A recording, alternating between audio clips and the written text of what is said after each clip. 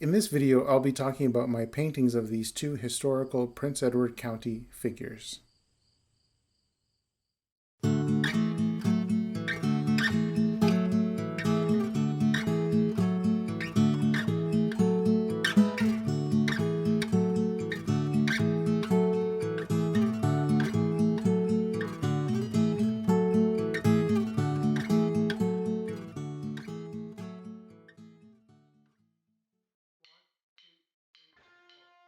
In 2010, my wife and I moved to Prince Edward County and we became very interested in its history, feeling we could explore and celebrate it through our artwork in various ways.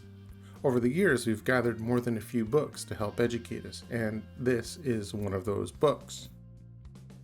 And it was through this book that I first became aware of Minerva McCrimmon and her big heroic act in April 1880.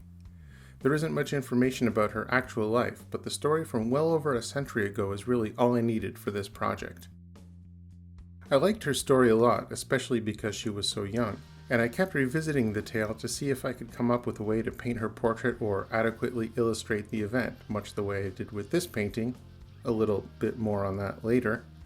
And I pored over my existing photo reference of my friends and coworkers that I'd used and continue to use in my paintings, but no one seemed to fit or looked young enough.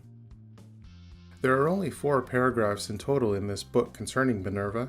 The first one doesn't mention her, but does inform us that many women signed on to ships as the cook, occasionally taking the wheel during storms while the men dealt with the sails. And the second paragraph tells us that no one could steer the schooner David Andrews straighter than Minerva. The third paragraph tells the relevant story.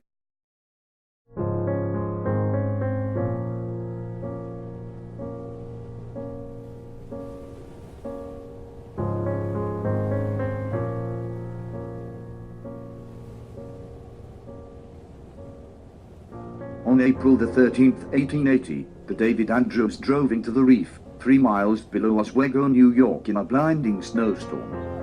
The life-saving crew was already responding to other vessels in distress, but they managed to shoot a line across to the David Andrews. The only way ashore was by riding across this line on a bosun's chair. The crew was petrified. Minerva went first to show them it could be done, and then she returned to the ship. One by one she escorted the crew, including her father, safely to shore.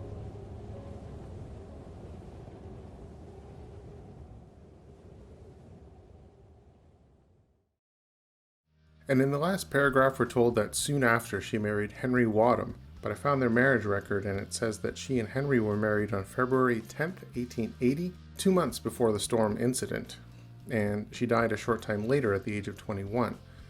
And that's the only mention of her age in this book, but some sources place her age at the time of the ship's grounding at 17, while others say she was 19.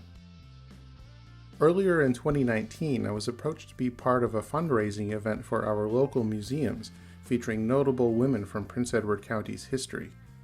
Naturally, my thoughts turned to Minerva, and I immediately began composing this symbolic portrait, since there's no photographic record of her that I could find.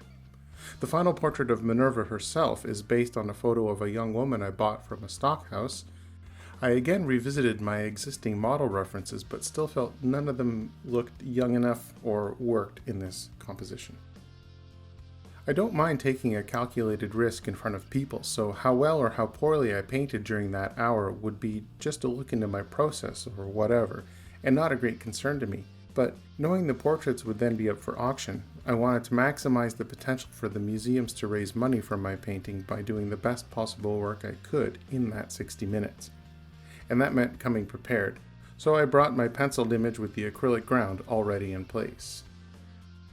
Having only an hour in which to paint this portrait, I designed it to have a limited palette, sticking closely to blues to evoke both icy cold and serene calm. I knew from the get-go that this would serve as a study for a larger piece that I would do much later on using the exact same reference, because I'd be able to really get in there and with the detail and work on her face, the ship's intricate rigging and sails, and all those water effects, both calm and stormy. I'm happy that this fun fundraising event lit a fire under me to finally, 9 years after I first met Minerva, to come up with an image that I feel does both her and her story proper justice. As the end of the hour approached, we all got a 20-minute extension, and I felt satisfied to have achieved what I did in those 80 minutes. Then we were told that the auction would take place at a later date, and that we could take our portraits home and work on them some more if we wanted to. Well, sure, of course I wanted to take it home and take my time and get it closer to my initial vision for the portrait. The repaint benefits from increased contrast, and I did a much better job on the stormy water effect. But I didn't do any new work on her face at all, feeling that the rendering is sufficient for this little study. I look forward to doing a larger version of this portrait of Minerva McCrimmon. It'll be the same model, the same ship, the same water, same composition, only larger and probably more detailed.